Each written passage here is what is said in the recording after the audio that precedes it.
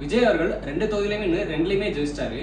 இதில் இன்னொரு முக்கியமான விஷயம், டிவிகே கட்சியில் மட்டும் 24 தலித் வேட்பாளர்கள் வந்து ஜெயிச்சிருக்காங்க. பொது தொகுதியில் வேற அவங்க தலித் வேட்பாளர்களுக்கு சீட்டு கொடுத்து அதுலேருந்து ஒரு 4 வேட்பாளர்கள் ஜெயிச்சாங்கன்னு சொல்லி ஆர்டிக்கலை பார்த்தேன். அது சரியான கணக்கு எக்ஸாக்டாக தெரியல. ஆக மொத்தம் ஒரு குறிப்பிட்ட டிவிகே கட்சியில் மட்டும் இருந்து 24 தலித் வேட்பாளர்கள் வந்து சட்டமன்றத்துக்குள்ள போகிறாங்க அப்படிங்கிறது ஒரு ஆரோக்கியமான மகிழ்ச்சியான ஒரு விஷயமா இருக்குது.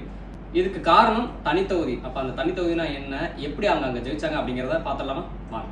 மகாத்மாக்கள் வருவார்கள் போவார்கள், ஆனால் தீண்டப்படாதவர்கள் அப்படியே தான் இருப்பாங்க அப்படின்னு சொல்லி அம்பேத்கர் அவர்கள் விருத்து பேசுகிற அளவுக்கு அம்பேத்கருக்கும் காந்திஜிக்கும் என்ன நடந்துச்சு அப்படின்னா 1932 தனி வாக்காளர்கள் தொகுதி ஒன்று கொண்டு வரலாம் அப்படின்னு சொல்லி இந்து சமயத்தில் கொண்டு வராங்க. அதில் வந்து குறிப்பாக பட்டியலின மக்களுக்கு தனி வாக்காளர் தொகுதி கொண்டு வரலாம்னு சொல்கிறப்போ அம்பேத்கர் அவர்கள் வந்து கூடவே இரட்டை வாக்குரிமை அப்படிங்கிற கோரிக்கையை முன்வைக்கிறாரு. ஏன்னா இந்த தனித்தொகுதி இரட்டை வாக்குரிமை மூலமாக தலித் மக்கள் அவங்களோட வாழ்க்கையை அவங்களே தீர்மானிச்சுப்பாங்க அப்படின்னு சொல்லி அம்பேத்கர் வந்து உறுதியாக நம்பினார்.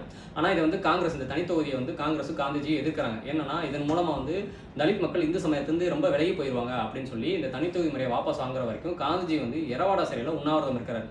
இதனால கோபமான அவரோட ஆதரவாளர் பத்திரிகையாளர் வந்து அம்பேத்கர் வந்து தேச துரோகின்னு பிரச்சாரம் பண்றாங்க. இதனால அதிருப்தியான அம்பேத்கர் வந்து என்ன சொன்னார்னா, பட்டமை சமநாட்டில் வகுப்பு பிரச்சனையில ஒரு பிரச்சனையே இல்லைன்னு சொன்ன காந்திஜி தான் இப்போ தலித் மக்களுக்கு தனித்தொகுதி கொடுக்கறது ஒரு பிரச்சனையா சொல்றாரு.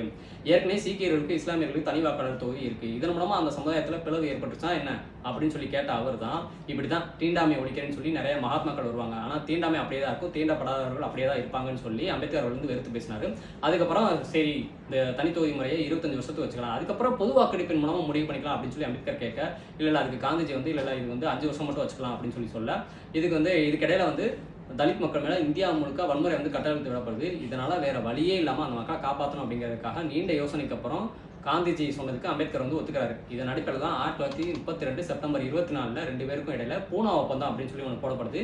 ஸோ இந்த பூனா ஒப்பந்தத்தை பற்றி நீங்கள் டீட்டெயிலாக தெரிஞ்சுக்கணும் அப்படின்னா அம்பேத்கர் எழுதிய பூனா ஒப்பந்தம் அப்படிங்கிற புத்தகத்தை வாங்கி நீங்கள் படிச்சு தெரிஞ்சுக்கலாம். நாங்காலி